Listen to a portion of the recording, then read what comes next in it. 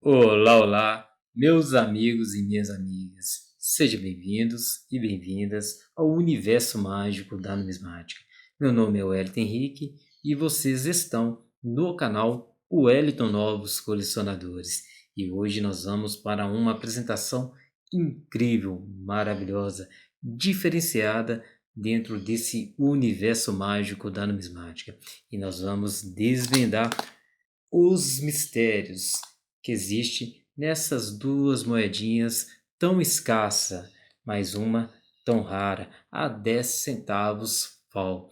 E quem vai estar desvendando esse mistério é o nosso mestre Guilherme Brito. Entra em cena, meu irmão. Você é monstro da numismática. Olá, meus amigos do canal Wellington Novos Colecionadores. Meu nome é Guilherme Brito e estou aqui hoje para tentar desvendar com vocês um mistério da numismática. Mas antes eu gostaria de pedir a vocês que, se não são inscritos no canal, se inscrevam, ativem o sininho para receber as novas notificações, comentem o vídeo, compartilhem o vídeo, indiquem o vídeo para seus conhecidos, seus familiares. Vamos fazer este canal crescer. Pessoal, hoje o vídeo em questão ele fala de um assunto bastante complexo. Vocês vão ver que é um vídeo bastante extenso, mas que eu acredito que vai valer a pena para vocês no final. Espero que vocês fiquem com a gente até o final desse vídeo. Então eu vou tentar explicar para vocês o porquê da moeda FAL de 10 centavos elas serem mais escassas do que as de 25. Muita gente pergunta por que a moeda de 10 é mais cara, é mais escassa, por que é mais difícil de ser conseguida e tudo mais. Então, por meio desse vídeo, a gente vai tentar explicar para vocês aí. Tá bom? Vamos começar pela teoria da máquina da caça-níquel. É uma das teorias que a gente vai tentar explicar aí para vocês o motivo dessa moedinha da FAL de 10 centavos ser tão procurada, ser tão escassa. Então vamos lá, teoria da máquina de caça-níquel. Bom, a teoria da máquina caça-níquel, o nome já diz, a gente tinha muita máquina caça-níquel na época e posteriormente também, quando as FAL de 25 foram lançadas, de 25 e de 10, lógico, em 1995. Então essas máquinas elas funcionavam por meio de moedas de 25 centavos. Máquina caça-níquel é um jogo de azar. Então eu até coloquei aqui um texto, né, em alusão a isso, que é uma máquina de jogo de azar, tanto é que ela é proibida. Então o pessoal ia lá e colocava a moeda de 25 centavos lá no buraquinho lá e jogava. Só que não tinha uma máquina de 10 centavos, só de 25. Então essas moedas de 25 centavos da FAO, elas tinham dentro dessas máquinas, elas estavam presentes nessas máquinas. Então, o dono da máquina, ele ia lá e fazia a coleta dessas moedas. E lógico que vários donos de máquinas, eles faziam a separação dessas moedas, porque eles sabiam que os colecionadores pegavam essas moedas, compravam essas moedas pelo valor maior do que o de 25 centavos, que era o valor de face. Então o que acontecia é que várias moedas de 25 centavos elas eram passadas para os colecionadores por intermédio dos donos das máquinas de caça-níqueis. Então, isso aumentou a oferta de moedas de 25 centavos na mão dos colecionadores. E do mercado também, né? Se você coloca mais moedas concentradas num colecionador ou num revendedor de 25 centavos, e não na de 10, na mesma proporção, gera uma oferta maior das de 25. Certo? E vocês vão entender lá na frente que isso faz com que o preço caia. Aí coloquei até uma animação para vocês verem. E a de 10? A de 10 não tem, só a de 25. Então agora a gente volta para a nossa agenda terminamos de falar da teoria da máquina caça-níquel e vamos falar da teoria do desgaste das moedas menores. Então, eu fui atrás de provar isso. Fui atrás de tentar provar o que eu observei na prática. Eu pensei, como que eu posso provar que isso é verdadeiro por dados? Lógico, eu já tinha a experiência, já tinha o experimento empírico, porque, convenhamos, não é qualquer pessoa que compra 70 casais FAO, e muito pior é uma pessoa que compra 70 casais FAO e observa o desgaste das moedas. Ela tem que estar com esse propósito. Então, isso não acontece corriqueiramente, certo? Então, já é um ponto a ser bem evidenciado. Mas eu precisava ter alguma coisa que me pautasse, algum dado, alguma informação que pudesse me dizer que talvez isso de fato fosse verdade. Então eu fui atrás de dados no site do Banco Central. Fui lá, peguei as moedas, a tiragem das moedas dos anos de todos os anos, de 10 e 25 centavos, tanto de 1994 até 2020. Essa coluna do meio aí, moedas de 10, é a tiragem das moedas de 10 dos respectivos anos. E a coluna da esquerda, aliás, da direita, moeda de 25, é a tiragem das moedas de 25. Aí estão todas as tiragens de todas as moedas até então. Então, qual que foi a minha estratégia? Lá no site do Banco Central tem uma informação. Então, eu talvez pensei que talvez pudesse correlacionar essas informações. Então, eu coloquei essa tabela aí para ficar mais fácil de vocês visualizarem. Então, peguei as moedas, somei todas as tiragens, tanto das moedas de 10 quanto as moedas de 25, e coloquei na tabela da direita, à direita aí do seu vídeo. Então, coloquei a descrição ali para vocês acompanharem. E as moedas de 10 centavos, eu somei todas as tiragens. Essa linha que eu vou circular agora, ela é a soma de todas as tiragens das moedas de 10 e 25 centavos. Eu simplesmente peguei todos os números que estão ali na tabela à esquerda e coloquei aí na tabela à direita nessa primeira linha aí. Que significa, dando um total de moedas de 10 centavos de 7 bilhões, 577 milhões, 405 mil moedas de 10 centavos e 3 bilhões, 310 milhões, 679 mil moedas de 25 centavos. Lá no Banco Central, a gente tem essa informação, que é a linha de baixo, da quantidade que circula atualmente, a quantidade de moedas. Então, o Banco Central, de uma certa forma, eu não sei te informar se isso é um cálculo que eles fazem, se eles fazem a contagem das moedas, como que é feito isso. Mas eu suspeito que seja uma estimativa. Então, essa quantidade atual foi a quantidade de moedas que eu tirei de lá, e é relacionada a todas as moedas. E aí eu pensei, poxa, se eu tentar fazer uma porcentagem da relação aí de desgaste, talvez eu consiga chegar numa resposta. Então eu tirei o número de cima da primeira linha, dele eu subtraí a quantidade atual, porque ele é maior. Então deu um total de 197 milhões, 197 milhões 798.957 moedas de 10 centavos retiradas de circulação. E das de 25, 71 milhões 940.123. Notem que os números eles são menores um do outro, né? A diferença aí de mais de 100 milhões de moedas, mas em compensação, o número de cima também é muito diferente. 3 bilhões e 7 bilhões. Então é óbvio que a relação vai dar diferente, vai dar na mesma proporção. Mas o que chama atenção é a porcentagem que eu chamei de porcentagem de desgaste, que é a porcentagem de moedas que foram retiradas em relação ao montante total. Que significa que o Banco Central ele assume que 2,61% das moedas de 10 centavos elas são retiradas de circulação.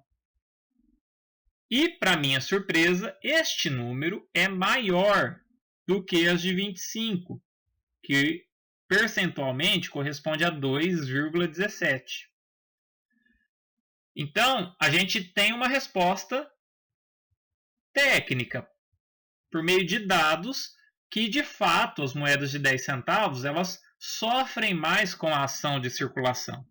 Então, elas são retiradas de circulação com maior quantidade.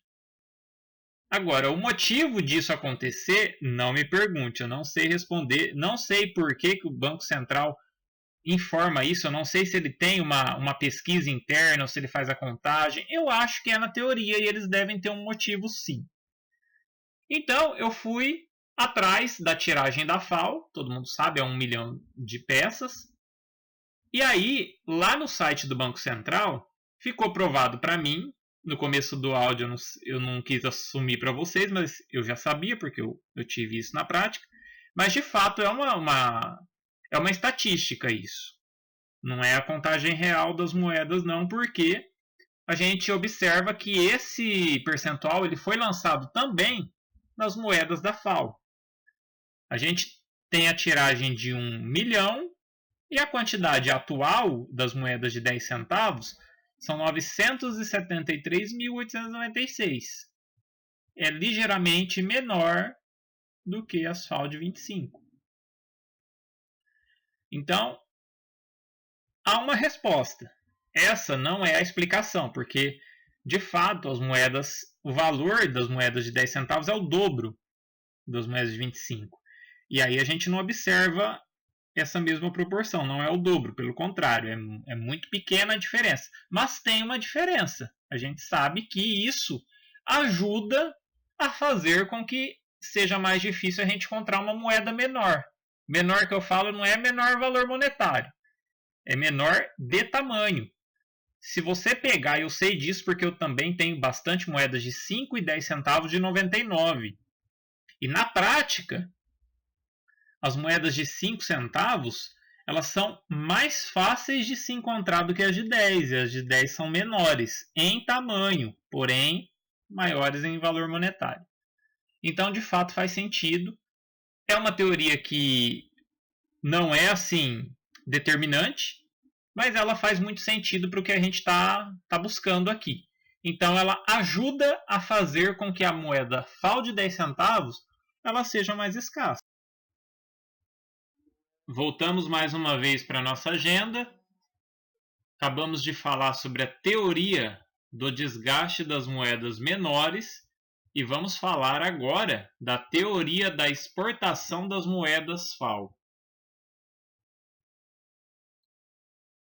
A teoria da exportação das moedas FAO, ela talvez seja a mais determinante para a gente entender o motivo que a gente se propõe nesse vídeo, que seria o porquê da moeda de 10 centavos ser mais escassa e mais cara do que a de 10, sendo que são a mesma tiragem. Aí eu coloquei uma imagem que exemplifica bem o que a gente quer dizer sobre essa teoria. As moedas FAO, elas são bastante colecionáveis no mundo, porque a FAO é uma organização que atua no combate à pobreza e fome no mundo. Então ela está presente em vários países. Por conseguinte, os governos dos locais que elas estão, às vezes, resolvem fazer uma homenagem a essa organização. Então a gente tem moedas da FAO em vários países, o que torna elas muito colecionáveis.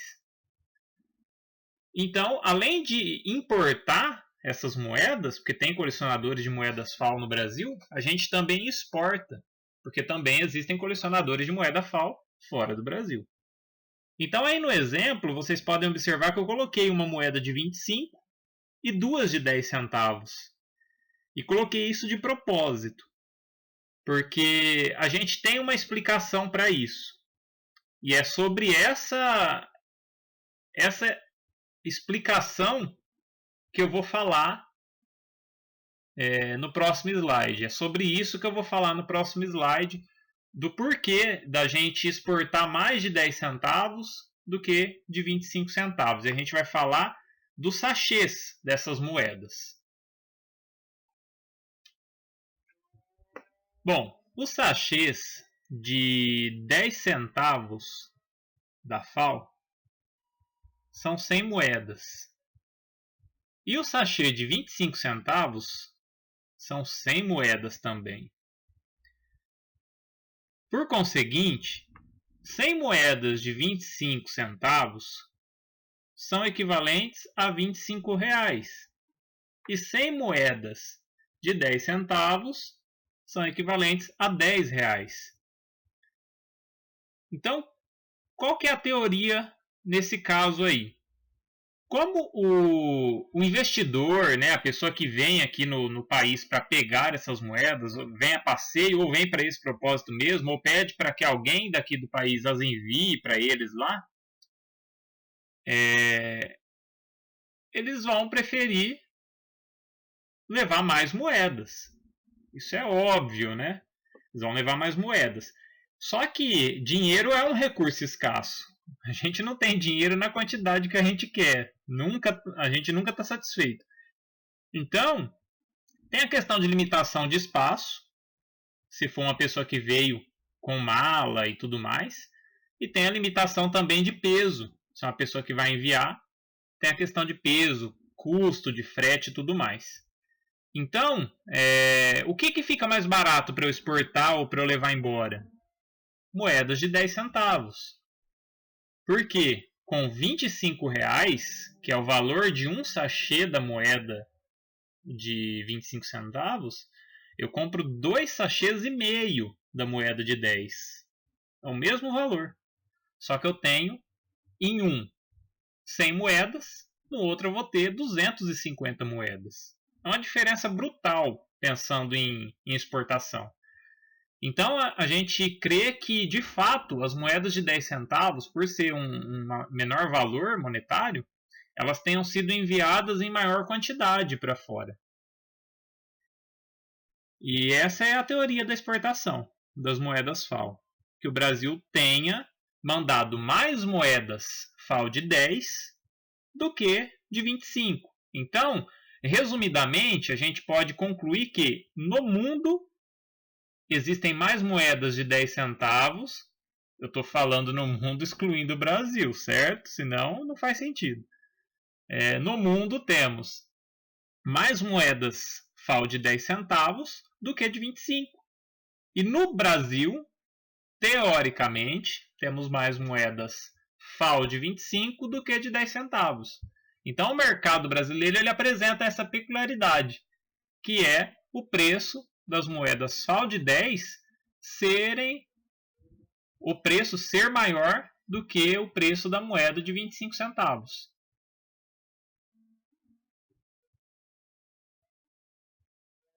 A última vez que voltamos para a nossa agenda, já falamos das 3 teorias, as 3 primeiras, né? Teoria da máquina de caça-níquel, teoria do desgaste das moedas menores, teoria da exportação das moedas FAO, que foi a que a gente acabou de falar. Então vamos para o futuro das moedas FAO. Bom, pessoal, a gente precisa então falar um pouco sobre algumas curiosidades, que na verdade são conhecimentos, né? São informações. A gente precisa falar que existem vários tipos de colecionismo. Dentro do próprio colecionismo de moedas, dentro da numismática. A gente tem pessoas que colecionam moedas por tiragem, que são moedas com a tiragem baixa, né? Quando a gente está enfatizando tiragem, a gente está querendo dizer que a tiragem é baixa. Caso aí 40 réis de 1896, uma moeda bastante escassa. Temos aí a 100 réis de 1872, que aí ela já é rara, né? São 100 exemplares estimados de cunhagem. Temos pessoas que colecionam por plano econômico, cruzeiro, real, réis, enfim. Todos os planos aí que existem. Por datas, pessoas que colecionam as moedas aí por datas. Muito comum agora com o real, né, advindo das Olimpíadas, aí muita gente colecionando. Isso é muito bom para o colecionismo. Tem gente que coleciona só moeda comemorativa. E tem gente que coleciona só moeda por material. Seja bronze, inox, bimetálica, cobre, enfim. Prata, ouro. A gente tem uma série de materiais aí, de moedas, alumínio, etc. Mas a gente também precisa saber que nos catálogos existem cunhagens estimativas, inexistentes e as reais. Então eu trouxe o exemplo aí para mostrar para vocês o que é uma cunhagem estimativa.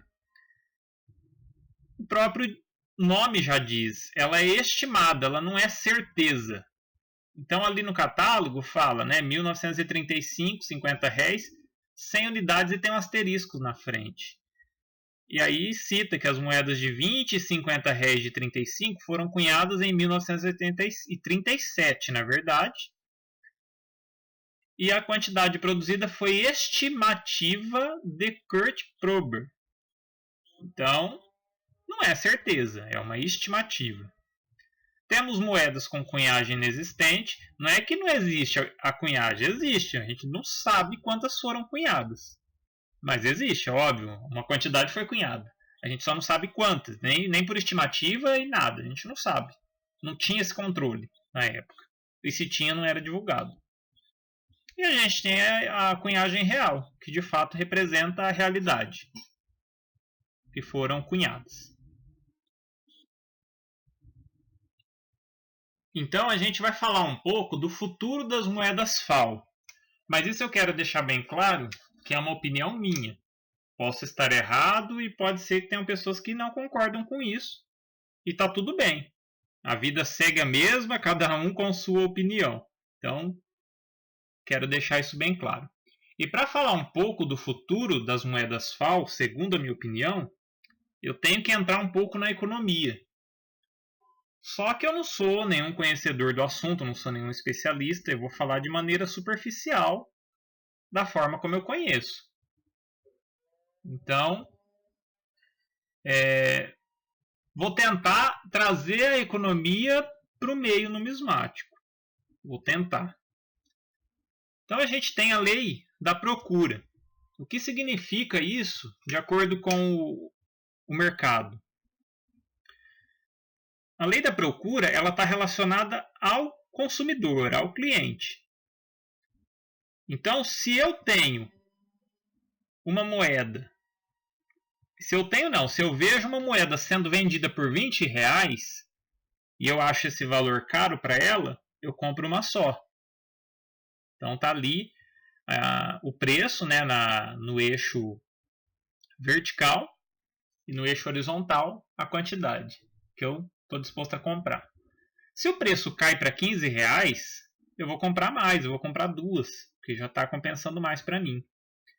E se o preço cai para 10 reais, eu vou comprar 3.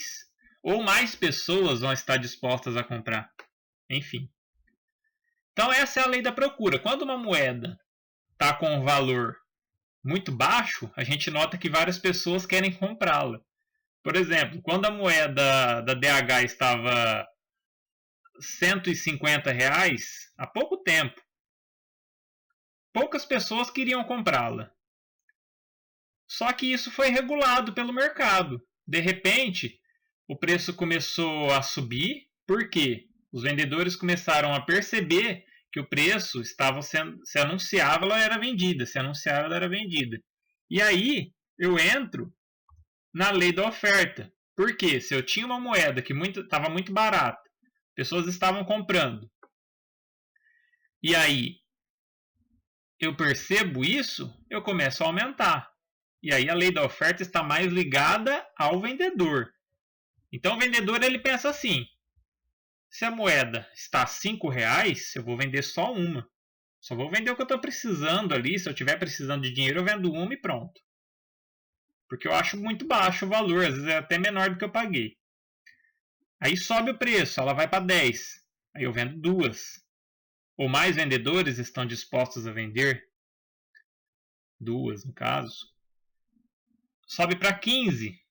Estou disposto a vender 3. Subiu para 20, vendo 4 mais, enfim. Então notem, quando a moeda da Declaração Universal dos Direitos Humanos chegou a 250, muitos vendedores começaram a querer vendê-la. Porque chegou num preço que eles consideravam viável vender. Então vamos trazer um pouco isso para a moeda FAO de 10. A moeda FAO de 10, nessa época do ano passado, 2020, em março, abril de 2020, ela custava em média R$50. 40, R$50. Só que as pessoas procuravam essa moeda e não achavam para comprar. Então os vendedores começaram a falar: poxa, essa moeda está sendo muito procurada. Eu anuncio a R$50, ela é vendida rapidamente. Então o mercado ele se mostrava em sinais de lei da oferta. Quer dizer, quem manda no preço é o vendedor. Por quê? Tem mais pessoas querendo comprar do que pessoas querendo vender. Então as pessoas que querem comprar têm que pagar o preço, porque senão eles não vão vender. É assim que funciona em qualquer nicho da economia. Então, ela passou a subir de preço. Hoje você não consegue comprar uma moeda FAO de 10 centavos por menos de 80, R$90. Às vezes até mais caro que isso. Estou falando MBC, não estou falando flor de cunho. E o que aconteceu? Ela inverteu, ela estava em procura, muita gente estava comprando barato, né? Lembra que eu falei? Se está 20 eu compro uma, se está 15 eu compro duas, se está 10 eu compro várias. Então, é a mesma coisa, se está 80 eu compro uma, se está 60 eu compro duas, se está 40 eu compro 3. 4, as que tiverem. E o vendedor, ele funciona de forma diferente. Ele fala: não, se está custando 40, eu vou vender só uma. Porque está muito barato, eu vou vender, vou segurar para valorizar. Se ela sobe para 60, posso vender duas, paguei barato. Se ela está 80, 90, eu vou vender, agora está bom o preço. E isso, o mercado vai se moldando e gera uma relação de equilíbrio. O que é uma relação de equilíbrio? É quando o preço se cruzam, né? A curva da oferta e a curva da procura, elas se cruzam num preço de equilíbrio, que é nada mais e nada menos do preço que faz a regulagem do número de pessoas que querem comprar com as que querem vender. É como se R$40 estivesse muito barato e R$100 estivesse muito caro e nos 80 estivesse o preço ideal, que na hora que eu quiser comprar por 80, eu acho uma pessoa que quer vender por 80. É mais ou menos isso. É mais ou menos não, é isso. Então a relação de equilíbrio é você ter a mesma quantidade de vendedores para a mesma quantidade de compradores, no preço específico, que é o meio termo. O que eu acho que está acontecendo com o mercado da FAO hoje? Eu acho que ele está na lei da oferta, que é o vendedor que está mandando, porque tem bastante gente procurando e pouca gente querendo vender. E por isso o preço dela subiu.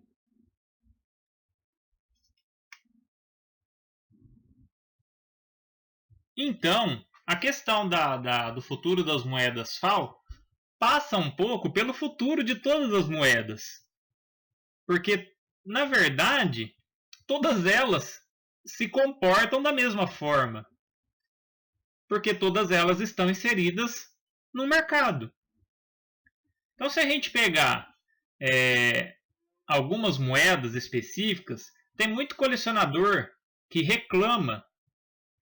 E eles A bola da vez hoje, nessa data que eu estou gravando o vídeo aqui, é a Declaração Universal dos Direitos Humanos, que é a DH. O pessoal não aceita em hipótese alguma que uma moeda, principalmente os colecionadores mais antigos, que uma moeda custe R$ 220, que tem a tiragem de 600 mil peças e é relativamente nova, e uma outra, por exemplo, a de cima, aí, da primeira imagem da sua esquerda, a de R$ 50 de 1925, que o preço de catálogo dela, aliás, desculpa, não é R$ 50 de 25, não, é R$ 50 de 1918, que o preço dela seja R$ 11 de catálogo e que a tiragem é bem próxima, só que ela existe há muito mais tempo. Só que o preço de catálogo aí é uma referência. O preço atual dela hoje é R$ 30 MBC. Dificilmente você consegue comprar por menos. Então há uma guerra ali entre os colecionadores do porquê, o porquê, o porquê. Mas não tem um porquê. Não tem que ter um porquê. O mercado é assim. É uma regra de mercado. Porque depende da oferta e da procura. Depende do quantas pessoas têm querendo vender a moeda e quantas pessoas têm querendo comprar. Todo plano vigente, ele tem mais colecionadores. É o plano vigente. Hoje a gente tem mais colecionadores de real do que dos outros planos. E isso não quer dizer que é errado. Não é errado, pelo contrário. Isso faz parte. Assim como quando existia réis, a gente tinha mais colecionadores de réis do que outros tipos de réis. Por exemplo, você pegar o réis de bronze, que é R$ 20 aí de 1889 ali, se você pegar essa época, com certeza tinha mais colecionadores dessas moedas do que dos patacões. Dos réis de colônia, dos réis de Portugal e tudo mais. Então, isso faz parte. Quando era cruzeiro, provavelmente tinha mais colecionador de cruzeiro do que dos outros planos. Isso é totalmente natural. Então, eu não entro nesse debate porque para mim isso é uma coisa totalmente natural de mercado. A gente simplesmente tem que entender isso e aceitar. Mas há diferenças, o pessoal fala, até mesmo nessa de R$ 20, que é a última imagem aí da esquerda, no próprio catálogo tem uma diferença de valor e de tiragem que não é muito comum. Né? A de 1889 com 630 mil moedas, R$ 30, e a de 1899 com 1 milhão custa 150. Faz sentido. Na teoria. Na teoria não faz sentido, mas na prática é isso que acontece. É a prática que manda. É o mercado que manda. É ele que dita as regras. O catálogo ele é uma foto tirada no momento do mercado. Ele não quer dizer que é isso, é a verdade. Ele é para referência. É uma foto de um momento. Simples assim. O mercado é dinâmico. O mercado ele é voraz. Ele acontece todo dia, toda hora. Agora, na hora que eu estou gravando esse vídeo, na hora que você está assistindo, está acontecendo muitas coisas no mercado de moedas. E isso não tem como a gente mapear e segurar. Não existe, não tem como. Possível. A moeda de R$1,94. A tiragem dela é altíssima, 215 milhões.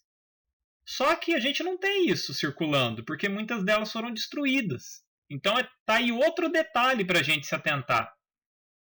Não é só a tiragem da moeda, é o tanto que existe dela. O que adianta eu ter uma tiragem altíssima se eu tenho uma quantidade muito grande que foi destruída? Temos outros detalhes também. As moedas de 1901, grande quantidade delas foram cunhadas em 1902. Então, foram cunhadas em outros anos. Então tem muitas nuances no mercado para a gente observar. Não é simples assim, não é um pensamento simplista. Nossa, a DH está 220, por que a tal peça, não entendo por que tal peça custa mais caro, custa mais barato do que uma DH. Como que podem valorizar mais? Colecionador não é assim. Não é assim que funciona, entenda isso. O mercado não está preocupado em te dar explicações. Ora, a teoria do desgaste das moedas menores é uma teoria que eu observei na prática. E eu fui atrás de tentar correlacionar isso de forma conceitual. Como que aconteceu isso? Eu comprei, e isso eu não estou numa hipótese, eu estou afirmando. Eu comprei mesmo 70 casais FAO. Se vocês contarem aí, vai ter 70 casais na imagem.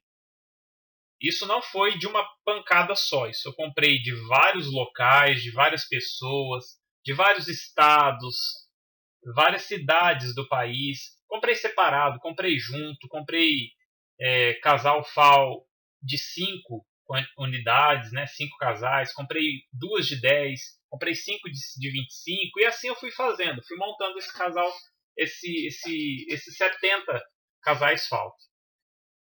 Eu demorei aí uns 6 meses para fazer isso, tá?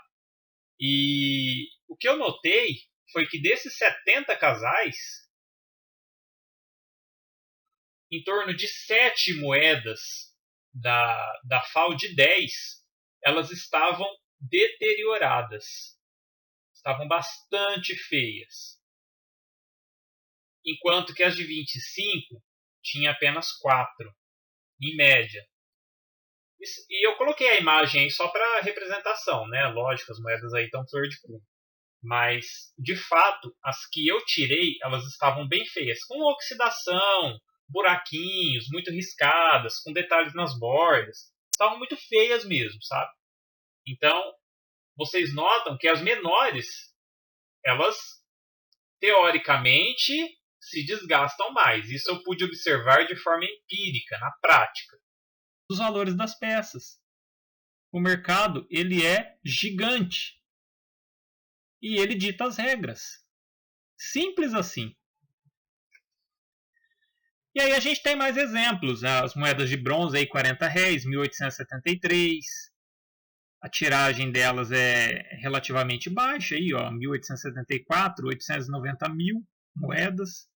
Ela custa 90 reais, é um preço bem próximo, né? Aí já é uma coisa mais comum, mais dentro do esperado. As de 1875 custarem 70 reais na prática. Na prática não, no catálogo, na prática não estou atualizado em relação aos valores, não sei se é isso. E veja o exemplo da FAO. No catálogo, o preço dela está no R$ 22 MBC. E é o que eu falei para vocês, no mercado você não compra. Se você comprar, pode acontecer, é de pessoa que não está atualizada, é uma oportunidade, a pessoa está precisando de dinheiro, enfim, tem uma série de fatores aí. E a de 25 também, com um preço diferente do atual. Tá certo, pessoal? Então, isso é importante vocês saberem. Não é simples assim, não é um pensamento simplório que vai explicar como funciona o mercado. Então, pessoal, eu espero que tenha dado uma visão aí bacana para vocês do conhecimento que eu tenho, que eu adquiri nesse tempo aí, estudando essas moedas. Ela não explica, como eu disse no início do vídeo, não explica exatamente o porquê da moeda FAO de 10 ser mais cara, mas ele dá um norte. Né? Eu acredito muito que esses fatores, essa junção de fatores, defina isso e a gente chegue nesse valor de mercado que elas estão hoje.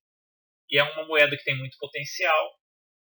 Eu comprei bastante porque eu acredito no potencial. Ninguém coleciona 70 casais FAO. Eu comprei por investimento mesmo e acredito na valorização delas.